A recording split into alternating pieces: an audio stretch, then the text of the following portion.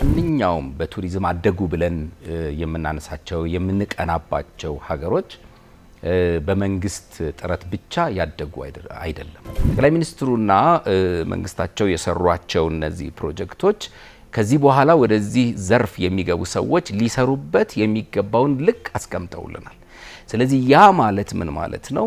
ሰርቪስ የሚሰጡ አገልግሎት የሚሰጡ ተቋማት ሊሰጡ በኢትዮጵያ ውስጥ ሊሰጡ የሚገባቸው አገልግሎቶች እንደዚህ ከፍ ያሉ ጥራታቸው የተጠበቀ ደረጃቸው የተጠበቀ ናቸው የሚለውን ያሳያል እና በዚህ ደረጃ ከፍተኛ ተጽዕኖ አምጥተዋል። ጠቅላይ ሚኒስትራችን በሄዱበት ቦታ ስለ ቱሪዝም ያወራሉ።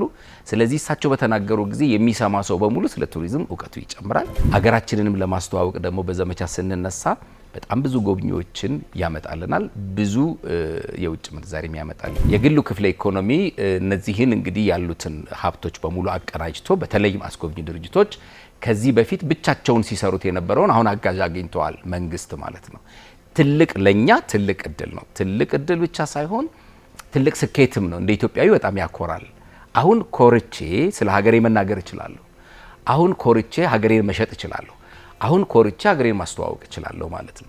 ከዚህ በፊት በነበሩት ነገሮች ላይ ለመኮነን ምናምን ሳይሆን ብዙ ቦታዎች ላይ አስጎብኚ ድርጅቶች ያለምንም ድጋፍና ያለምንም አጋር ብቻቸውን ነበረ የሚያስተዋውቁት።